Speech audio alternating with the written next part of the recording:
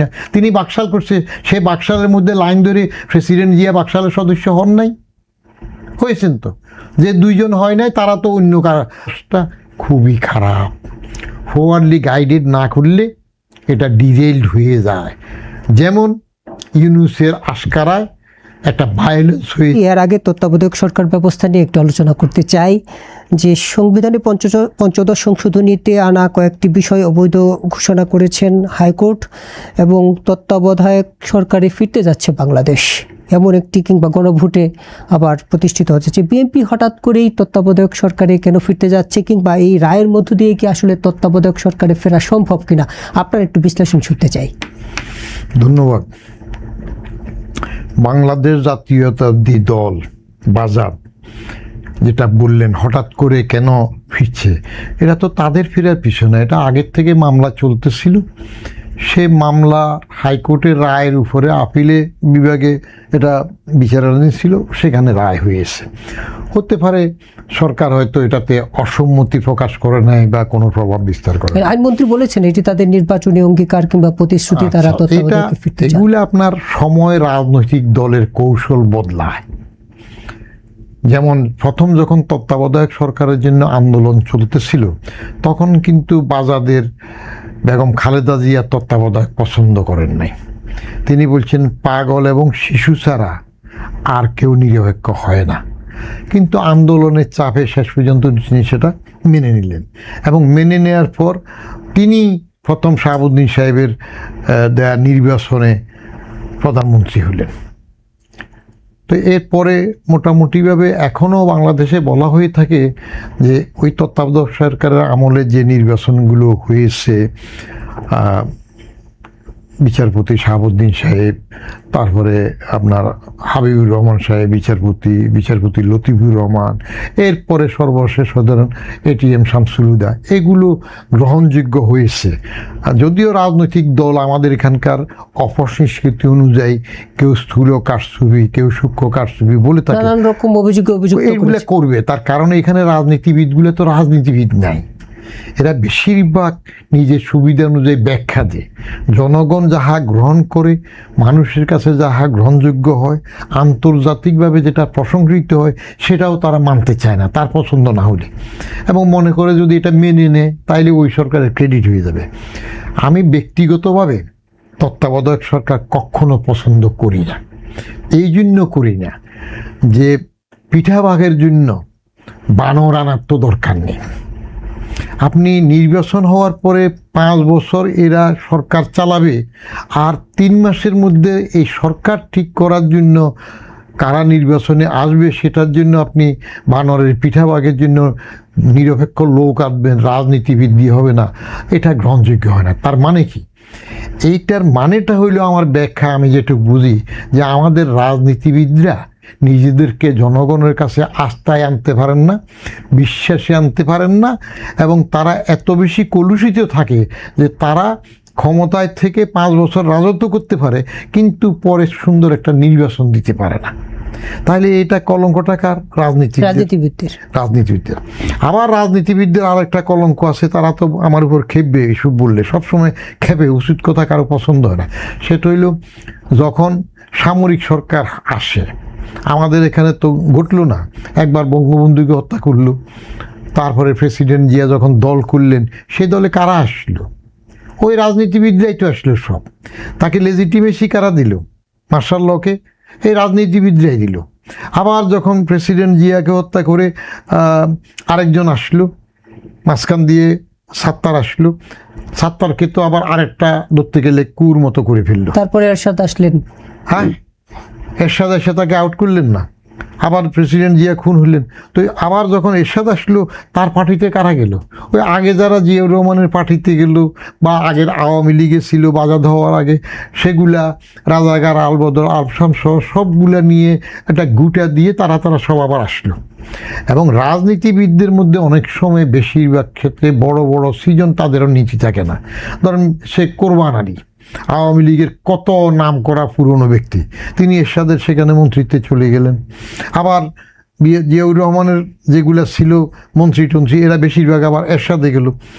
তো সেই জন্য তত্ত্বাবধায়ক সরকারটা হলো যেহেতু রাজনীতিবিদরা বিশ্বাসযোগ্যতা অর্জন করতে পারে নাই, যেহেতু পৃথিবীর বেশিরভাগ দেশে সিটিং গভর্নমেন্ট যারা থাকে আগের তারা নির্বাচন দিয়ে সেটা গ্রহণযোগ্য হয়, এমনকি আমাদের পাশের প্রতিবেশী বড় দেশ সেখানেও হয়। মানে আমাদের রাজনীতিবিদদের মধ্যে আস্থাহীনতার কারণেই তত্ত্বাবধায়ক চায় সব। আস্থাহীনতা মানে রাজনীতিবিদরা তো সঠিকভাবে নির্বাচন করে দিতে চায়নি, এরকম কালচার করে ফেলছে, যে কারণে এটা ঘটছে। এবং ঠিক বঙ্গবন্ধুর আমলে এটা ঘটছে না, সে দাউদকান্দির ওইদিকে মুস্তাককে জিতানোর জন্য হেলিকপ্টারে করে ব্যালট বাক্স ঢাকা নিয়ে আসা হয়েছে না? তো এইগুলো কেন ঘটে, কি দরকার? এত সিট একক সে আওয়ামী লীগ, তো একজন মুস্তাককে জিতানোর জন্য কী হইল? যাদেরকে অন্যায়ভাবে জিতানো হয় সেই মুস্তাক আবার ওনার হত্যার মধ্যে লিডে থাকে। কি করবেন আপনি? তো যাকে বিশ্বাস করবেন তার বিশ্বাসযোগ্যতা নাই। 5 বছর ক্ষমতায় থাকবে, দেশ চালাবে, সে সময় কোনো অসুবিধা হয় না, কিন্তু নির্বাচন দেওয়ার সময় কেন অসুবিধা হয়ে যায়? তাই এই যে তত্ত্বাবধায়ক যদি তত্ত্বাবধায়ক সরকারে ফিরে আগামী নির্বাচন যদি তত্ত্বাবধায়ক সরকারের অধীনে হয়, সেটা কি যে নির্বাচনকালীন যে রাজনৈতিক সংকট তৈরি হয় নির্বাচন ব্যবস্থা নিয়ে, সেটির কি সমাধান হবে এই তত্ত্বাবধায়কে কিংবা এই তুলনামূলকভাবে অতীত অভিজ্ঞতা যেটা দেখা গিয়েছে, নির্বাচনকালীন সময় রিটার্নিং অফিসাররা প্রভাবিত হয় বলা হয়ে থাকে, সরকারের নির্দেশে এগুলা হয়, সবসময় এই জাতীয় অভিযোগ আছে। তো এই অভিযোগ থেকে মুক্তি পাওয়ার জন্য আমি কাজী হাবিবুল আউয়াল যখন প্রধান নির্বাচন কমিশনার ছিলেন, তখন তার কাছে আমার একটা কলাম লিখাতে 2টা জিনিস রিকোয়েস্ট করেছিলাম। একটা জিনিস হইল, এটা ইন্টারেস্টিং, যে ওই কি একটা ইভিএম না কি করছিল, ইলেকট্রনিক ভোটিং মেশিন। তা আমি বললাম যে এভাবে আয়নায় ছবি দেখে চুমু খাওয়ার মধ্যে মজা নাই, ব্যালটের মধ্যে আবার প্রত্যাবর্তন হোক। সেটা তারা মেনে নিয়েছে, ব্যালটে আবার এসেছে। আরেকটা বলছিলাম যে যেহেতু প্রশাসন ক্যাডারের ডিসি সাহেবরা, প্রশাসনের লোকজন রিটার্নিং অফিসার হয়, সহকারী রিটার্নিং অফিসার হয়, এটা নিয়ে বলে যে দলীয় যারা ক্ষমতায় থাকে তাদেরকে পক্ষপাতিত্ব করে। তো সেটা বাদ দিলে ঠিক আছে, নির্বাচন কমিশন দেশের 54-55 বছর হলো, এরপরেও প্রত্যেক জেলাতে তাদের ভালো কর্মকর্তা গড়ে উঠলো। তো নির্বাচন কমিশন কেন তার কর্মকর্তাদেরকে সারা দেশে রিটার্নিং অফিসার করে নির্বাচন করছে না? তাহলে প্রশাসনের এই বদনামটা যাক, তারা করুক না, সেটা তো সাহস করছে না। সেটা করলে দেখা যেত নির্বাচন কমিশন নিজে দায় নেক, তাদের রিটার্নিং অফিসার দিয়ে সমস্ত নির্বাচন করুক, তাহলে যদি আস্থায় আনতে পারে দেখা যেত। সেটা করছে না, সে আবার জেলা প্রশাসন, ডিসিএদের উপরে নির্ভর করতেছে। ডিসিরা যখন রিটার্নিং অফিসার থাকে, তখন যদি প্রশাসনের উপর মহল থেকে তাদের প্রতি অন্যায় কোনো নির্দেশ যায়, প্রত্যেকেই তার রুটি রুজি, চাকরি, ভবিষ্যৎ সেগুলো নিয়ে আমলাদের ঘাড়ে কয়টা মাথা? একটা মাথা। তখন সেগুলা কিছু আনডিউ হইলে করতে পারে। কেমন? এখানে যদি একজন টিএন সেশনের ধারে কাছের কোনো প্রধান নির্বাচন কমিশনার থাকে, তারা যদি শক্ত হয়, সেটা সামাল দিতে পারলে ওইটা হইতো না। তা তো হচ্ছে না। খোদ নির্বাচন কমিশনগুলোর গঠন নিয়েই তো সমালোচনা আছে, প্রশ্ন উঠে। কেমন?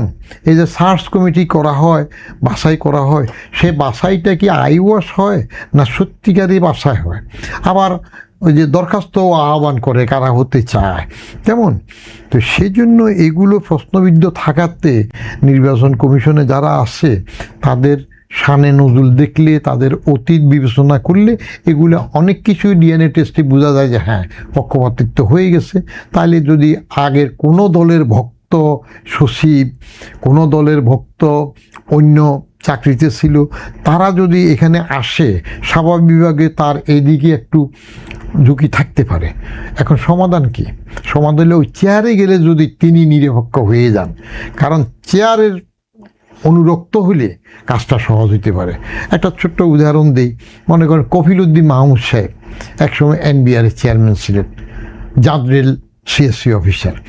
তো উনি এনবিআরের চেয়ারম্যান থাকাকালীন অর্থ মন্ত্রণালয়ে, অর্থ বিভাগে একটা চিঠি লিখেছেন যে এনবিআরের জন্য এটা লাগবে, ওইটা লাগবে, সে অনেক দাবি পেশ করেছেন। তো অর্থ বিভাগ তো সরকারের খাজানজি বাবু হিসেবে ছাড়তে চায় না, সরকার যেন ফাইন্যান্স কম খরচ হয়, খুব টাইট করে ব্যবস্থা নেই, কিচ্ছু করে না, এটা পেশও করে নাই। কফিলউদ্দিন মাহমুদ সাহেবের এই চিঠি পড়ে আছে। কিন্তু ইনসিডেন্টালি এখান থেকে পরে কফিলউদ্দিন মাহমুদ সাহেব ওইখানে অর্থ বিভাগে যাইয়া সচিব হলেন। যে উনি অর্থ বিভাগের সচিব হলেন, তখন নিচের কর্মকর্তাদের মধ্যে এবার একটা ত্রাহি ভাব যে ওনার চিঠি তো ফুটাফে করা হয় না, দিতে চায় নাই, তারা হুলস্থুল করে এখন ওনার দাবির পক্ষে কিছু কিছু লিখে পেশ করলো। কিন্তু ওনার কাছে নথি যাওয়ার পরে তিনি সবগুলো কেটে দিচ্ছেন, যেগুলো উনি চাইলেন সেগুলোই তিনি কাটছেন। তখন নিচের এক বড় কর্তা জিজ্ঞেস করলেন, স্যার আমরা তো ভয়ে ছিলাম, আপনার চিঠিতে যা যা চাইলেন এখন আপনি সব কেটে দিচ্ছেন কেন?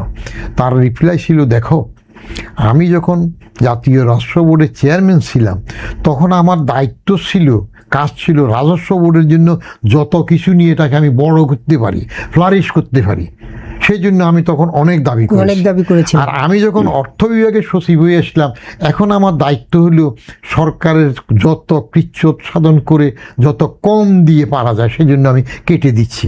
কারণ Kafiluddin Mahmud personally doesn't matter at all, the chair matter. ওই এই চেয়ারে আসার পরে যদি আগের দলবাজ কর্মকর্তা যদি প্রধান নির্বাচন কমিশনার হয়, আরেক পার্টির খাতিরের হয়, তিনি যদি এই চেয়ারে আসার পরে সেটা ত্যাগ করতে পারেন, কফিলউদ্দিন মাহমুদ হইতে পারতেন, তাহলে তো আর এই সমালোচনা হতো না। কিন্তু আমরা যখন দেখি যে যারা নির্দলীয় তত্ত্বাবধায়ক সরকারের প্রধান হন কিংবা এই উপদেষ্টা পরিষদে থাকেন, তাদের প্রত্যেকেরই নিয়ে একটি রাজনৈতিক বিতর্ক তৈরি হয় যে তারা অমুক দলের অমুক মতের অনুসারী। এই বিতর্কের অবসানের জায়গাটা আসলে কিভাবে সম্ভব, কিভাবে অবসান হবে? কে নিরপেক্ষ বাংলাদেশে? এটা নিরপেক্ষ বলতে তো যে খালেদা জিয়া যে বলছেন পাগল এবং শিশু ছাড়া কেউ নিরপেক্ষ নাই। নিরপেক্ষ কথাটাও আপেক্ষিক। আপনি ব্যক্তি হিসেবে কোনো একদিকে আপনার দুর্বলতা থাকতে পারে, অ্যালাইনমেন্ট থাকতে পারে, বাট দ্য পয়েন্ট ইজ, ওই যে আপনি যেটা বলেছেন যে চেয়ারটাতে আসার পরে তিনি এই চেয়ারের বাইরে যাবেন কিনা সেটা। যেমন আমি যখন এনবিআরের চেয়ারম্যান হিসাবে গেলাম, তখন আমার দায়িত্ব কি? গভর্নমেন্টের জন্য রেভিনিউ কালেক্ট করা। সেই সময় তো আমি আমার আত্মীয় অনাত্মীয়, কোন দলের কে আমার প্রিয় ভাজন, সেটা আমি দেখলে হবে না। আমার কাজ হইল যার কাছে আমার সরকার প্রণীত আইন অনুযায়ী, সরকারের বিধিবিধান অনুযায়ী, শুল্ক আইন, ইনকাম ট্যাক্সের আইন, ব্যাট আইন, এই আইনে আমাকে যেই ক্ষমতা দিয়েছে, যেই এখতিয়ার দিয়েছে, সেটা প্রয়োগ করে আমি সরকারের রেভিনিউ বাড়াবো। অতএব এখানে আমার কোনো অ্যালাইনমেন্ট, দলীয় মনোভাবাপন্ন হওয়া কারো প্রতি কিছু থাকবে না। কিন্তু সেটাও তো সরকার অ্যালাউ করে না। আমি যখন ওটা করা শুরু করলাম, এবং ওটা শুরু করতে গিয়ে আমি খোদ প্রাক্তন প্রধানমন্ত্রীর থেকে অপদর্শিত ট্যাক্স না দেওয়া ট্যাক্স নিলাম, 12 বার বাজেট দেয়া অর্থমন্ত্রীর থেকে ট্যাক্স নিলাম, কেমন শুধু প্রেসিডেন্ট হওয়া বাকি, আর সব পদে গিয়েছেন তার থেকে নিলাম। তো তাহলে আমাকে বদলি করলো কেন? তাও তো সরকারের পছন্দ হয় না কোনো প্রভাবশালী মহলে, কেমন? তো ঠিক এইখানে তত্ত্বাবধায়কের মধ্যে যে সমালোচনাগুলো উঠে, সেটা হইল রাজনৈতিক অপসংস্কৃতি এবং দৈন্যতা। রাজনৈতিক দৈন্যতা এত বেশি নিচের পর্যায়ে চলে গেছে যে তারা ভালো মানুষটাকেও ভালো বলতে তার পছন্দের না হলে হয় না। বিচারপতি লতিফুর রহমান যখন প্রথম প্রধান উপদেষ্টা হয়ে 12-13 জন সচিবকে সাথে সাথে আধা ঘন্টা 1 ঘন্টার মধ্যে বদলি করলেন, এটা নিয়ে ভীষণ সমালোচনা শুরু করলো যে ইনি তো বোধহয় বিএনপির লোক, বিএনপির গেসা, আওয়ামী লীগ সমালোচনা করলো। তো আবার যখন শাহাবুদ্দিন সাহেবের প্রথম নির্বাচন যেটা, এটা তো বাংলাদেশে এখনো সর্বকালের সর্বশ্রেষ্ঠ নির্বাচন, কেমন? কিন্তু পরে যখন শাহাবুদ্দিন সাহেবকে আবার সাসা ডাইকা শেখ হাসিনা প্রেসিডেন্ট বানাইলেন, শাহাবুদ্দিন সাহেব কেন আবার এটাতে গেলেন? ওনার আগের কমিটমেন্ট ঠিক ছিল, কেমন, যে আমি আমার প্রধান বিচারপতির পদে চলে যাব, ওয়াদা মাফিক উনি চলে গেলেন। চলে যাইয়া আবার কেন আসলেন? ওনাকে চাচা ডেকে আনলেন, কিন্তু পরের দিকে তো কী হইল? উনি সঠিকভাবে কাজ করলেও তাকে শেখ হাসিনাও পছন্দ করে নাই, সমালোচনা করলেন। তা আপনার পছন্দ হবে না, আপনি স্থূল কারচুপি বলবেন, সূক্ষ্ম বলবেন। হ্যাঁ, একটা জিনিস তত্ত্বাবধায়কে ভালো, সেটা হইল জেলা প্রশাসনে নির্বাচন কমিশনের উপরে বা বিভিন্ন জায়গায় যে প্রভাব বিস্তার হয় তত্ত্বাবধায়কের সময় সে প্রভাব তুলনামূলকভাবে কম কম বা হয়ই না বলা চলে। আচ্ছা। মোটামুটিভাবে তারা নিরপেক্ষভাবে কাজ করতে পারে। কোনো এক গণভোটে মনে করেন দেখা গেল যে একবারে বাংলাদেশের প্রথম দিকে মোটামুটি এক সরকারের এক গণভোটে দেখা গেল যে ভোট আছে টোটাল 100, কিন্তু ওখানে ভোট পড়েছে 110, তো বেশি হয়ে গেল কেমনে? জিজ্ঞেস করা হলো, হ্যাঁ, হয়তো এনএসআইয়ের এক বড় ডিজি সাহেবকে বললো যে এত এটা হয়ে গেল, বলে স্যার সিল মারাতে বলছেন যে সিল মারা তো শুরু হইলো, তখন তো আর ব্রেক কষা যায় নাই, বেশি হয়ে গেছে, এখন কমায় ঠিক করে দেব। দেয়ার লাইজ আওয়ার ট্রেজেডিস, যে যেখানে আছে সে সেখানে তার দায়িত্বের বাইরে করতেছে। এই যেমন আওয়ামী লীগের যেটা বলা হয় যে 2008 ভোটে এটিএম শামসুল হুদা কমিশন 3 উদ্দিনের আমলে, মাইনুদ্দিন, মাসুদউদ্দিন, ইয়াজউদ্দিন, এইসব উদ্দিনদের আমলে যেটা হলো ভোটে, কিন্তু 14 কি হয়ে গেল? বিনা ভোটে 153টা বিনা ভোটে হয়ে গেল আনকনটেস্টেড। আমি সেটার উপর একটা লেখা লিখছিলাম কলামে যে ভোট দেখতে গিয়ে আমি কি যে দেখে ফেলেছি। তারপরে 18তে কি হলো? রাতের ভোটে। আপনি চিন্তা করতে পারেন, রাতের বেলা সিল মেরে মেরে বাক্স ভরাট করে ফেলছে, এটা না হলে উঠে কেন? তারপরে 24-এ কি হইল? আমি তো আপনি রাজনৈতিক দল যদি নিয়ম না মানে, এবং শেখ হাসিনা তত্ত্বাবধায়ক সরকার বন্ধ করে দিল কেন ক্ষমতা এসে? তার কারণ প্রথমবার যখন বেগম খালেদা জিয়া শাহাবুদ্দিন সাহেবের আমলে হলেন, 21 বছর ক্ষমতার বাইরে থেকে শেখ হাসিনা আসলেন 96-তে আসলেন, এবং আসার আগে বললে একবার ভোট দিয়ে দেখেন না, মাথায় তখন ওই যে 48টা বাঁধলো কি ইয়ে মুসলমানের মেয়েরা যেটা বাঁধে এরকম কি এটা বেঁধে কত রকম কাগজ নিল। তো ভোটে আসার পরে তারপরের মেয়াদে আবার বাদ চলে গেল, কারণ অন্তত কমপক্ষে 4টে গডফাদার 4 জায়গায়, এই যে আমাদের ফেনীতে একজন গডফাদার ছিল জয়নাল হাজারি, তার লক্ষ্মীপুরে একজন ছিল তাহের, হ্যাঁ, এবং তাহেরের পুত্র আবার খুনি, সেখানে বিচার হয়, ফাঁসি হয়, তারপরে আবার মাপ পেয়ে যায়, প্রেসিডেন্টের আনলিমিটেড ক্ষমতা দিয়ে মাপ হয়। বরিশালে আরেকজন গডফাদার। তো এরকম জনাছাসিক গডফাদারের জন্য যখন আবার হেরে গেল, তখন শেখ হাসিনা আওয়ামী লীগ টের পাইল তত্ত্বাবধায়ক থাকলে তো সুবিধা হবে না তার। আচ্ছা, যদি তত্ত্বাবধায়কে আবার ইলেকশন হয় তাহলে 8-এর পরে, এমনি তো বলা হয়ে থাকে 14-র ইলেকশনে যদি বাজার জয়েন করতো, বিএনপি যদি আসতো, তাহলে হাসিনা হেরে যেতে পারত। কিন্তু তখন হাসিনা আরও এইভাবে থাকার জন্য তত্ত্বাবধায়ক সরকার উঠিয়ে দিল। আমি কিন্তু খুশি হয়েছিলাম তত্ত্বাবধায়ক সরকার উঠিয়ে দেওয়ার পরে দলের অধীনে নির্বাচন হওয়াতে আমি খুশি হয়েছি। আমি একটা কলামও লিখেছিলাম, তত্ত্বাবধায়ক সরকার বাদ দিয়েছেন ভালো, কিন্তু আপনারা সঠিকভাবে একটা নিরপেক্ষ নির্বাচন দিয়ে, অন্যান্য দেশে যে একটু পার্টি পাওয়ারে থাকে নির্বাচন দিয়ে, সেরকম একটা করে আপনি অমর হন, দেখাই দেন, কিন্তু দেখাই তো দিল না। আমরা একটু ভিন্ন প্রসঙ্গে আসতে চাই। 24-এর গণঅভ্যুত্থানের 2 বছর পূর্তি চলছে। গণঅভ্যুত্থান নিয়ে অনেকেই অনেক ধরনের কথা বলছেন। আজকে বিএনপির সাবেক সংসদ সদস্য ব্যারিস্টার রুমিন ফারহানা একটি অনুষ্ঠানে বলেছেন, জুলাই বাংলাদেশের উগ্রবাদের নতুন উত্থান, কিছু নাই থেকে 100 কোটি টাকার মালিক হওয়ার প্রকল্প। আপনিও কি তাই মনে করেন কিনা? ব্যারিস্টার রুমিন ফারহানা যেটা বলতেছেন সেটা তার ব্যক্তিগত মত। আমি এই জাতীয় কারো ব্যক্তিগত মতের, কারণ আমাদের সাথে রাজনীতিতে কালচারটা হয়ে যায়, যখন ব্যারিস্টার রুমিন ফারহানাকে যদি বিএনপি মনোনয়ন দিত, এখন তো বলছে মনোনয়ন না দিয়ে আমার জন্য ভালো হয়েছে, যদি দিত, হয়তো তিনি এই কথা আজকে বলতেন না। যদি দিত, যদি এখানে এখনই মন্ত্রী হইতে পারতেন, তাহলে এরকম কথা বলতেন কিনা সন্দেহ আছে। কারণ আমরা দেখি না, এই যে আমাদের রাজনীতিবিদরা স্ত্রী যেমন অনেক সময় স্বামী বদলায়, একটাকে বাদ দে, স্বামী যেমন অনেক সময় স্ত্রী বদলায়, আমাদের রাজনীতিকরা দীর্ঘদিন এক দলে থাকার পরে পান থেকে চুন খসলে বিশ্বস্ততার সহিত ওই দলে থাকে না। এই যে আমাদের এই যে একজন মান্না আছে না, আওয়ামী লীগের বড় নেতা ছিলেন, মাহমুদুর রহমান মান্না। আমি মাঝে মাঝে বলি মান্নার কান্না নহেইরা নাহে ফান্না।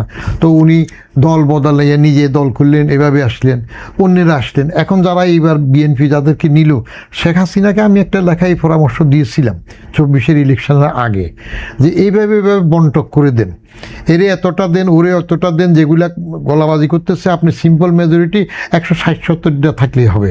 রব আর তানিয়া রবরে কয়টা দিবেন, তারপরে যে অন্য দলের এরা আছে তারা কয়টা দিবেন, বাক করে দিয়ে দেন, তাহলে দেখবেন যে আর ঝামেলা হবে না।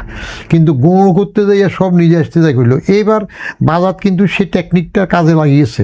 যারা মাঠে গলাবাজি করতেছে, গণ অধিকার পরিষদের কি একজন আছে না, এখন মন্ত্রী হয়ে গেল, নূর, বিপি নূর, কেমন, তারপর একজন জুনায়েদ সাকি মাঠ গরম করে ফেলে, একটা কিছু হয়ে গেল না। তারপরে ক্যাডার, টকশো ক্যাডার, বকবকানি, ফেসাল কেসাল, এখানে একজন গলাবাজি করতো না, তিনিও একটা পদ পেয়ে গেলেন।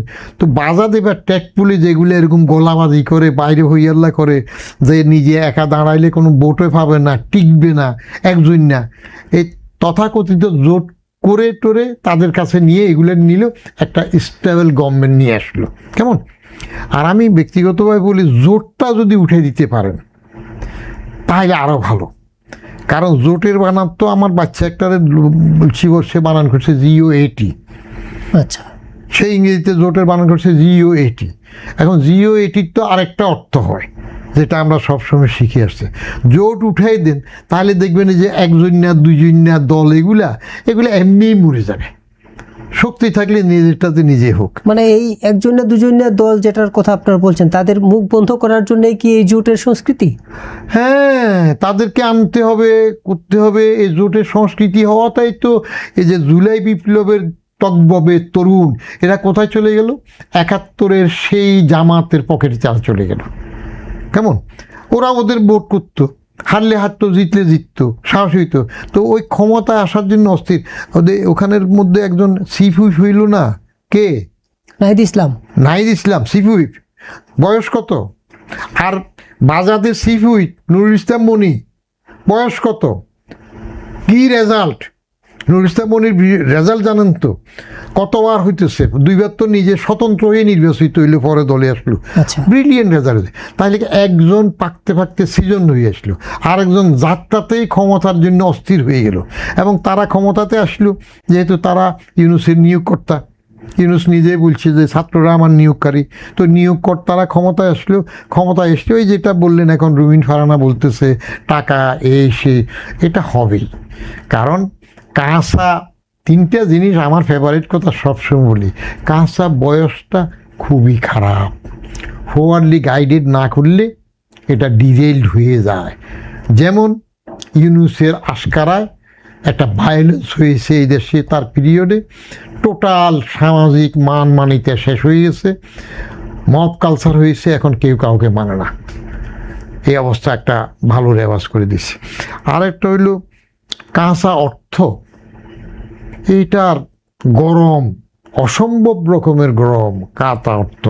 তো রাজনৈতিক ক্ষমতায় আসলে যদি কাঁচা অর্থের যোগান হয়, বা ওই যে কার বাসা যাইয়া তারা ব্ল্যাকমেল করে নেবে, কোথায় কিভাবে নেবে। সেদিন একজন বলতেছে ওই ত্রাণের টাকা টুকা কি উঠাইলো, সেগুলো নাকি 900 হয়। সমালোচনায় থাকে। তো এটা সামাল দেয়া কঠিন। আর কাঁচা তরকারি তো তাড়াতাড়ি না রানলে পৌঁছে যাবে। কিন্তু ওই রবীন্দ্রনাথের ওই কাঁচাটা আমরা এদের থেকে আশা করছিলাম, যে ওরে সবুজ, ওরে অবুজ, ওরে আমার কাঁচা, আদমরাদের ঘামেরে তুই বাঁচা। আমি কিন্তু এই জানাফা জাতীয় নাগরিক পার্টি, এরা যেদিন হয় 28শে ফেব্রুয়ারি পার্টি হয় মানিক মিয়া এভিনিউতে, আমি কিন্তু সভা শুরুর আরও আধা ঘন্টা আগে সেখানে গিয়েছি। আচ্ছা। এবং সভা শেষ হওয়ার পরেও আরও আধা ঘন্টা ছিলাম। মানিক মিয়া এভিনিউর পূব পাশে একবারে ফার্ম গেট পর্যন্ত হেঁটে দেখেছি, উত্তর দিকে ক্রিসেন্ট লেকের মাথা পর্যন্ত গিয়ে দেখেছি। এই গ্রুপের মধ্যে 40+ এই গ্রুপের লোক 5%ও পাই নাই। আচ্ছা, সবগুলাই ইয়াং যা ছিল। তাহলে এরা কত বড় একটা শক্তি হইতে পারত। আমি খুব খুশি হয়েছিলাম যে এই শক্তিটা, কারণ আমি 11 সালে একবার লিখছিলাম। সেই শক্তিটা হতে পারেনি কেন? মানে বাধাটা কোথায় ছিল, কিংবা কোথায় হারালো? আমি 11 সালেও লিখেছিলাম যে প্রয়োজন রাজনৈতিক তৃতীয় শক্তি। কারণ আমরা হাসিনা খালেদার জগদ্দল পাথর থেকে মুক্তি চাই, এগুলার প্রকাশিত লেখার কথা বলছি। এরা শক্তি হইতে পারে না এই জন্য, কারণ এরা যে রাজনৈতিক দল করবে এটা তো কথা ছিল না। 69 গণ অভ্যুত্থানে তো আমরা টকবগে ইউনিভার্সিটি ছাত্র হিসেবে জড়িত ছিলাম, ডাইরেক্ট সেই গণ অভ্যুত্থানে আমাদের অংশগ্রহণ ছিল। তখন তো ছাত্র নেতৃত্ব ক্ষমতায় আসার জন্য কোনো ফায় তারা করেনি। অভ্যুত্থান হয়েছে, বঙ্গবন্ধু শেখ মুজিবুর রহমান আগরতলা ষড়যন্ত্র থেকে মুক্তি পেয়েছেন, এখানে তাকে বঙ্গবন্ধু উপাধি দেওয়া হইল, নর্মাল প্রসেসে রাজনীতি চলেছে। 90-এর গণ অভ্যুত্থান, সেখানে কি ছাত্ররা ক্ষমতার জন্য গিয়েছে? এরা বৈষম্য কোটা বিরোধী আন্দোলনে আসছে। এই আন্দোলনটা পরে রাজনৈতিক দলের কারা কারা সবাই একজোট হয়ে এদেরকে কাজে লাগিয়ে হাইজ্যাক করে ফেলল, যার ফলে এরা দেখলে তো বড় মজা, ক্ষমতা মজার জিনিস। ফট করে ইউনূসের গভর্নমেন্টে এরা এই আন্ডা বাচ্চারা ক্ষমতায় চলে গেল, উপদেষ্টা হয়ে গেল। ওরে বাবা রে, কি হনুরে উপদেষ্টা হইলে কিরকম লাগে। হ্যাঁ, আমরা সামান্য আমলাগিরি করে তো পদের মধ্যে কি দেখি, তো এদের কি হুঁশ থাকে নাকি? এই হুঁশ না থাকতে যাইয়া, ক্ষমতার লোভে যাইয়া তারা তাদের আন্দোলনটা ধরে রাখতে পারে নাই, মানুষের আস্থা হারিয়েছে। তারপরেও ভালো, ইউনূস সাহেব আকবরের বৈরামখা হিসাবে এদের বৈরামখা হয়েছে, শেল্টার দিয়েছে, তারা একটা দল করতে পারে, এরা দল করেছে, তাও ভালো করুক। কিন্তু হঠাৎ করে তারা এই সাথে সাথে এইবারে ক্ষমতায় চলে আসতে হবে এই জন্য যে ওই 71-এর সেই সমালোচিত ঘৃণিত জামাতের সাথে চলে গেছে ক্ষমতায় আসার জন্য, এটা দিয়ে তারা নিজেদেরকে আরেকবার মারলো যে কুড়ালও তার নিজের, পাওয়াটাও তার নিজের হাতে, নিজের কুড়াল দিয়ে নিজের পা কোপ মারল। অনেকেই বলে থাকেন যে 71-24-কে মুখোমুখি দাঁড় করানো হবে। যদি জানতাম উগ্রবাদের সেই উত্থান হবে এই গণ অভ্যুত্থানের মধ্য দিয়ে, তাহলে 24-এ মানুষ রাস্তায় নামতো না। এটা কি আসলে যুক্তি? মানুষ রাস্তায় নামতো কি নামতো না সেটা সময়ের উপর নির্ভর করে। ছাত্রদের আন্দোলনে তো বহু পরে আসছে যে শেখ হাসিনার পদত্যাগ চাই, এক দফা দাবি, এটা তো পরে আসছে। এটা শেখ হাসিনা প্রশাসন মুখে তার পাক আসছে, বেশি গোয়ার্তুমি করতে গিয়ে, বেশি অহংকারী হয়ে এটা খেলতে যাইয়া এই জমালা হইল। দাবি করছে কোটা উঠাই দাও, এটা তো আগেও ছিল, কোনো অসুবিধা নাই, চলে যাক। কিন্তু ওই যারা আগে জামাত, বাজাদ, অন্য যারা ছিল হাসিনাকে ফেলে দেওয়ার জন্য, তারা ছাত্রদের এই গরম আন্দোলনটার মধ্যে তাবা গরম হইল, রুটি সেঁকে নিল, সুযোগটা তারা নিয়ে নিল। এখন সুযোগটা তারা এমনভাবে নিয়ে গেল যে খোদ ইউনূস পর্যন্ত যাইয়া দেখলো যে এরাই তো বড় শক্তি। লন্ডন বৈঠকে তারেক রহমান সাহেবের ললিপপ ধরাই দিল ইউনূস সাহেব, এবং যে বাজাদ, বাংলাদেশ জাতীয়তাবাদী দল উপদেষ্টা খলিলের পদত্যাগ দাবি করেছিল, সেই খলিলই আবার তারেক সাহেবকে লন্ডনে রিসিভ করেছে বৈঠকে, এবং সেখানে আপোষ রফা হয়ে চলে আসলো। এবং সেটার ফলশ্রুতিতে কি তিনি এখন পররাষ্ট্রমন্ত্রীও হয়েছেন। হবে না, কানেকশন তো আছে, আপোষ রফার মধ্যে হয়েছে তো। এটা কি তাহলে আমেরিকার প্রেসক্রিপশনে হয়েছে নাকি উনি ডক্টর ইউনূসের প্রতিনিধি? এইটি উনি দুইটারই প্রতিনিধি, হোক না, অসুবিধা কি? ইউনূসের প্রতিনিধি হিসাবে এখানে প্রতিনিধিত্ব করবে, আমেরিকার প্রতিনিধি হিসাবে প্রতিনিধিত্ব করবে, অসুবিধার তো কিছু নাই। কারণ বিএনপি তো এটা মেনে নিয়েছে, তাকে রাখছে তো। এত বড় দল এতবার আসিল, তারা একটা পররাষ্ট্রমন্ত্রী খুঁজে পায় নাই। বিএনপির স্বার্থটা আসলে তাকে দিয়ে আসলে কি, আপনি কিভাবে দেখেন? বিএনপির স্বার্থটা, বিএনপি বাইরের যে লবির জন্য, যেটা যদি সে আমেরিকার লোক হয়ে থাকে, তাদের পুষে থাকে, তাহলে সেটাকে গুড হিউমারে রাখবে। আবার ইউনূসের যে বিরাট লবি আছে সেটাকে এর প্রতিনিধি হিসাবে কাজে লাগাবে।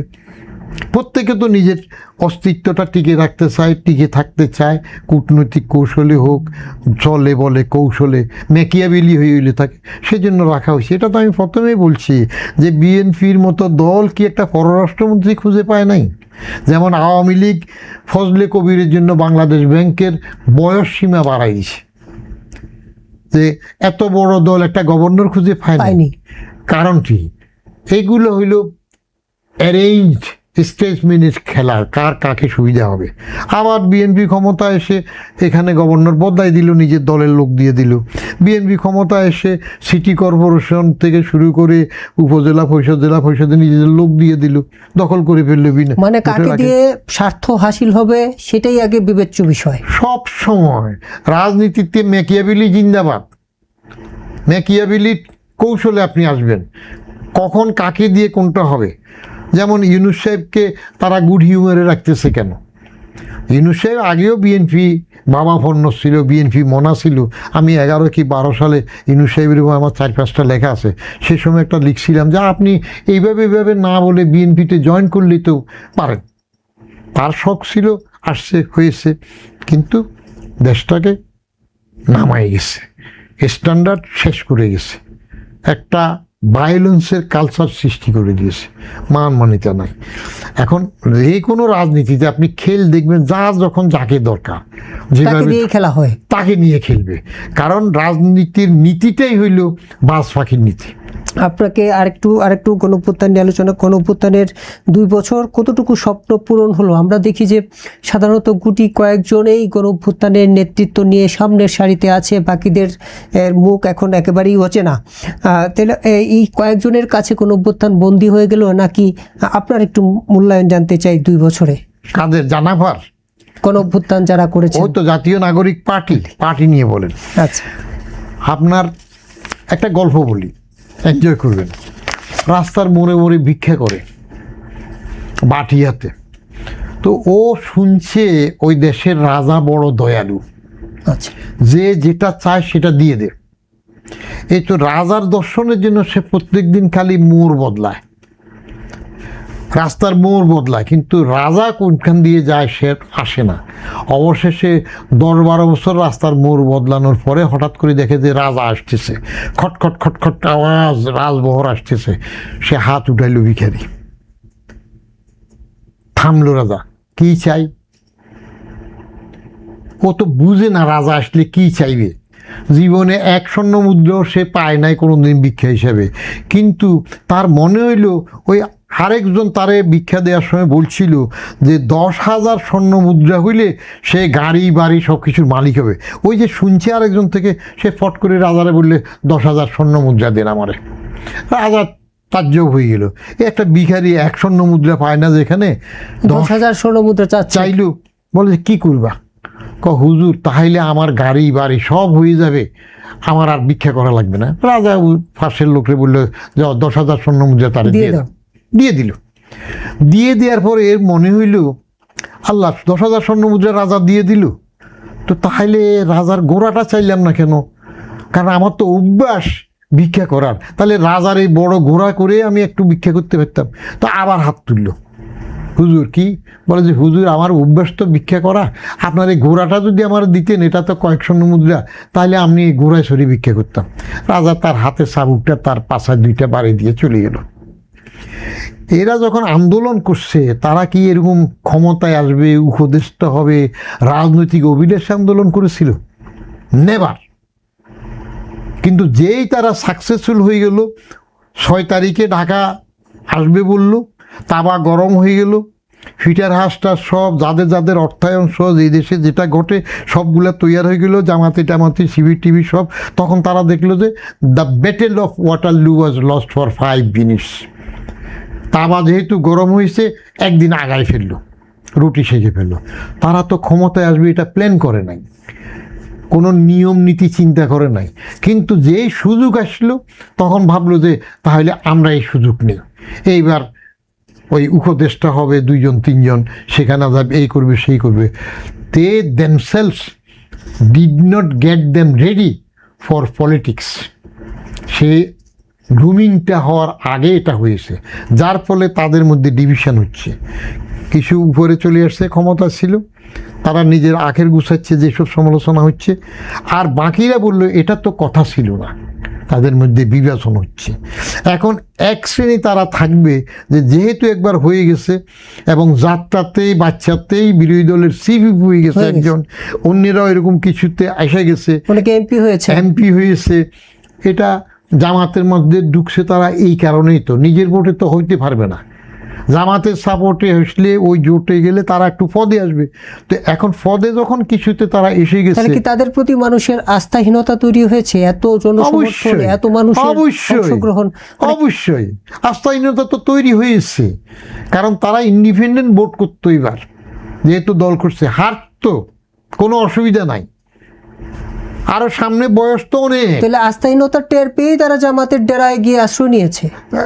আমি তো তাই মনে করছি, আমার তো ক্যালকুলেশন সেটাই। আস্থাহীনতার থেকে না হইলে তারা যে সমালোচিত, ঘৃণিত, এখনো এই দেশের 71 যারা দেখছে, 71 ইতিহাস যারা পড়ছে, তারা, হ্যাঁ, জামাত দল হিসাবে খুবই ডিসিপ্লিন, ভেরি রেজিমেন্টেড, খুবই সহানুভূতিশীল, এবং এটা পারিবারিক দল নয়।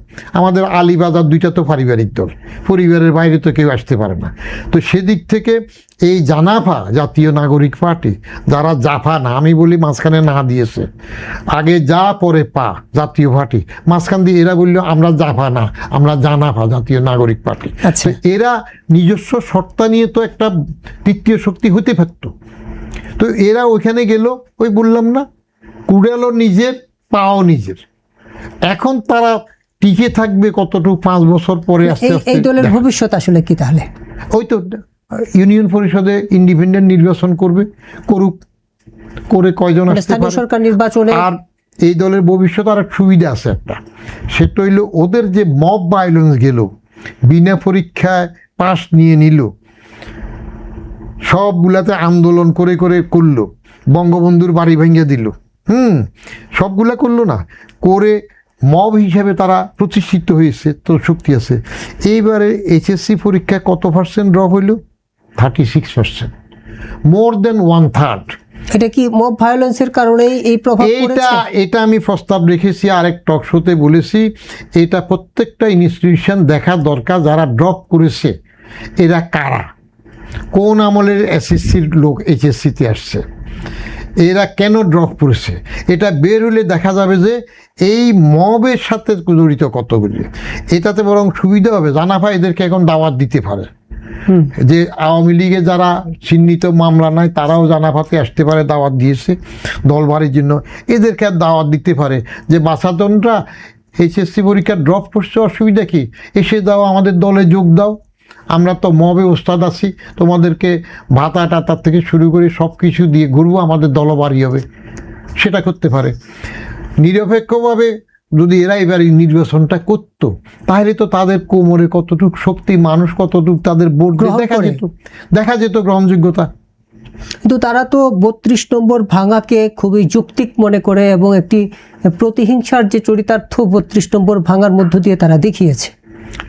আপনার একটা জিনিস আছে, আমি এই কথা আগেও বলেছিলাম, আমার বাপ কি আমি জন্ম হয়ে চিনছি?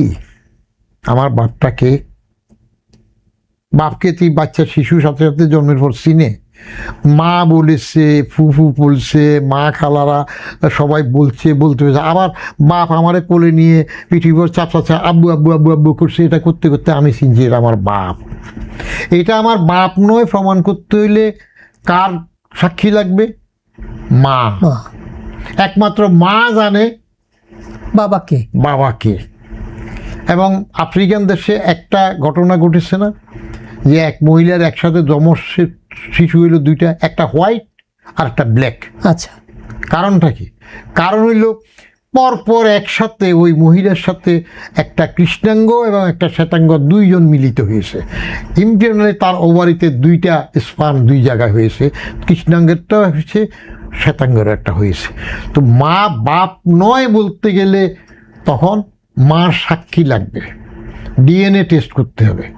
তো আপনি যদি বাপে অস্বীকার করেন, বঙ্গবন্ধু অস্বীকার করবেন বাংলাদেশে থেকে, তাহলে ওই যে বঙ্গেতে জন্মিয়া যে হিংসে বঙ্গবাণী, সেটা। হ্যাঁ, বঙ্গবন্ধুর কড়া সমালোচনা আমি করেছি, যে 10ই জানুয়ারি 72 পর্যন্ত হি ইজ অল রাইট, তারপরেরটুকু ওনার বাকশাল করা একটা বিশেষণ হয়ে গেছে, অ্যাডজেক্টিভ হয়েছে। মীর জাফর প্রপার নাউনে নাই, মীর জাফরটা একটা বিশেষণ, তো মীর জাফরের মতো বাকশাল সেরকম হয়েছে কেমন? তাই বলে আপনি বঙ্গবন্ধুর বাড়ি ভাঙবেন? প্রথম যেদিন 5ই আগস্টে আপনাদের গণেশ উল্টাইল, সেই সময় তো ভাঙেন নাই, পরে কেন ভাঙছেন? কেন ভাঙলো পরে? পরে কেন ভাঙছেন? কার ইন্ধনে ভাঙলেন? কারা সেখানে এরকম ওই যে এক্সকাভেটর না বুলডোজার টোজার নিয়ে গেল? এটা প্রশ্রয় দিল কে? এইগুলো ওই ইউনূস সরকার প্রশ্রয় দিয়েছে। ওই ভাঙ্গার পরে বলছে যে এটা ঠিক হয় না, কারণ ইউনূস সরকার তো চায় নাই যেই কারণে হোক হাসিনা ইউনূসবাজি করছে, ইউনূস সাহেবরে বহু রকমের অপমান দিছে, রক্ত শোষা সুদখোর এই সে বলেছে। তাহলে ইউনূস সরকার এইভাবে প্রতিশোধ নিলেন বঙ্গবন্ধুর বাড়ি ভেঙে দিয়ে? ইউনূস সরকার এসে ইউনূস হাসিনাবাজি করতে আসছে, হাসিনাবাজি করতে এসে তিনি বঙ্গবন্ধুকেও নিশ্চিহ্ন করতে চেয়েছেন।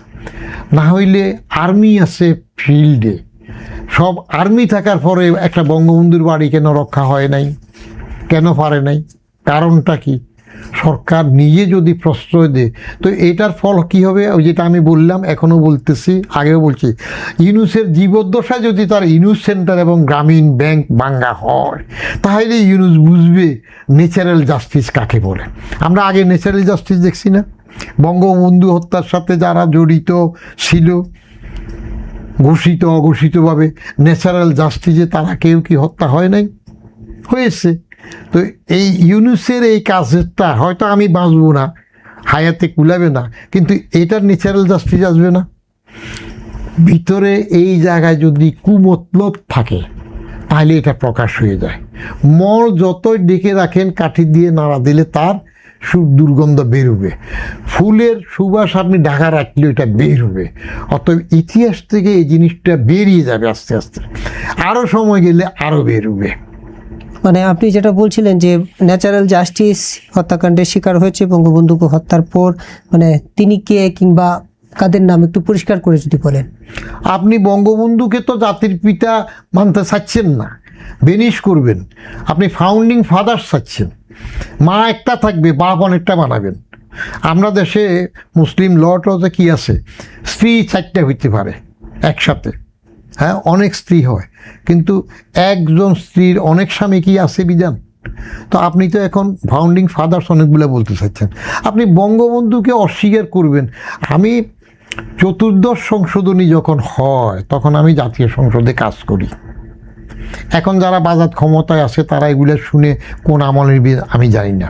সেই 14th সংশোধনীতে এখন তো তারেক রহমান সাহেব একটা ভালো কাজ করছে, যে সরকারি কোনো বিজ্ঞাপনে বা কোনো ইয়েতে তার ছবি ব্যবহার করা। এটা শুধু সরকারি না, বেসরকারির জন্য উনি এটা বলতে পারেন, দরকার নাই। বিখ্যাত তোমার নাম কি ফলির পরিচয়, ওনার অনেকগুলো আইটেম মানুষ ভালোভাবে গ্রহণ করতেছে। যেমন আমি নিজেও সাধুবাদ দিয়েছি যে ফাও একটা টাকা খরচ করে বাজেট অধিবেশনের ভোজ কতগুলো টাকা নষ্ট করে উনি বন্ধ করছেন, ভালো। তারপরে উনি এখন এই যে ছবি প্রদর্শনী বন্ধ করছেন, এটা ভালো।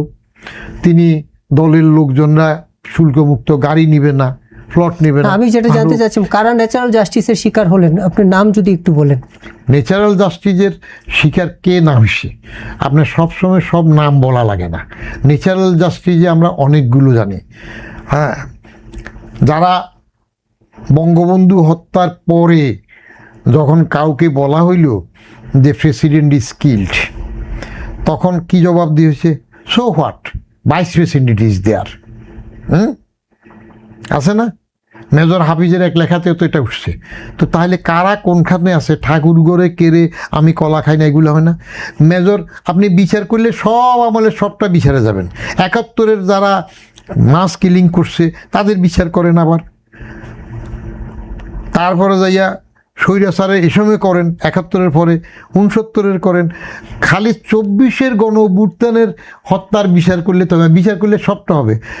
1/6/1981, কেমন 1 জুন 81, তো ইয়েকে মেজর জেনারেল আবুল মঞ্জুরকে যে গুলি করে ফেললো, মেরে ফেললো, সেটার বিচার হয় না কেন? জুলাইতে তো পুলিশ, অসংখ্য পুলিশ হত্যা করা হয়েছে, সেই বিচারও তো দাবিও আছে সাধারণ মানুষ। সবটা হবে।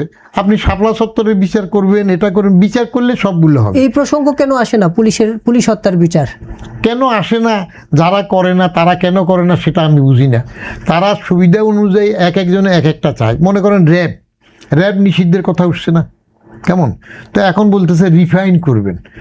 আমি তো রক্ষী বাহিনী যেমন আমি পছন্দ করি নেই, যে কনস্টিটিউটেড একটা রেগুলার আর্ম ফোর্সেস আমাদের থাকার পরে, বিমান বাহিনী, তারপরে নৌবাহিনী, সেনাবাহিনী থাকার পরে রক্ষী বাহিনী করাটা আমি পছন্দ করি নাই। রক্ষী বাহিনীর অত্যাচারও দেখেছি। তদ্রূপ আবার পুলিশ থাকার পরে র্যাব কেন আসবে? আপনি সেনাবাহিনীকে সেনাবাহিনীর জায়গা রাখেন, প্রফেশনাল রাখেন। সেনাবাহিনীকে ডাইভার্সিফাইড সিভিল ফোর্সে আনা শুরু করছে কে? এটা প্রথম শুরু করেছে তো প্রেসিডেন্ট জিয়ার আমলে শুরু হয়েছে বেশিরভাগে। কেমন? সেনাদেরকে খুশি রাখার জন্য। আপনি মেডিকেল কলেজগুলোতে সেনাবাহিনীর ডাইরেক্টর দেন, কেন দেন? যার যেখানে কাজ থাকে সেখানে প্রফেশনাল এফেক্টসে নিয়ে যান। এই যে সেনাবাহিনীকে আপনি আইন শৃঙ্খলা রক্ষার জন্য মাসকে মাস বছর বছর বাইরে রাখছেন, বাঘকে বাঘের মতো থাকতে দেন, তারা খাঁচায় ঢুকাইয়ে নিয়ে মানুষের সাথে কোলাকুলি করতে দিচ্ছেন কেন? ধন্যবাদ আপনাকে। আমরা একেবারে আলোচনার শেষ পর্যায়ে আসছি। দুটো প্রশ্ন আপনাকে করেই শেষ করতে চাই। ডিসেম্বরে শেখ হাসিনা ফিরতে চান। নাহিদ ইসলাম বলেছেন যে শেখ হাসিনা ফিরবেন কি ফিরবেন না সেটা তার ইচ্ছায় নয়, দিল্লির সঙ্গে ঢাকার বোঝাপড়ার উপর নির্ভর করবে তার ফিরে আসা, এবং যদি ফিরে আসেন তাহলে ফাঁসির রায় কার্যকর হওয়ার জন্যেই তিনি ফিরবেন। আপনার মূল্যায়ন জানতে চাই, শেখ হাসিনা কোন রাজনৈতিক হিসেব কষে বাংলাদেশে ফিরতে চাচ্ছেন, কিংবা আদৌ ফিরতে পারবেন কিনা? আপনার আওয়ামী লীগের শ্রেণী চরিত্রটা আমি সবসময় যেটা বিশ্লেষণ করেছি সেটা আমি বলে আসছি। আমার 3টা বই আছে, তো একটা হইলো আমার আত্মজীবনী, ডমুরিয়া থেকে সচিবালয়, আর একটা হইলো সরকারি চাকরিতে আমার অনুভূতি সমগ্র, 7টা বই এক খণ্ডে, আর একটা হইলো চেতনায় বুদবুদ যুগান্তরে, যে 18-19 বছর যা লিখলাম এই কলাম সংগ্রহ। তো আওয়ামী লীগের শ্রেণী চরিত্রের মধ্যে আমি যেটা লক্ষ্য করেছি, এদের ইগনোরেন্ট ইনটলারেন্স বেশি, আচ্ছা, অজ্ঞ অসহিষ্ণুতা বেশি, এক।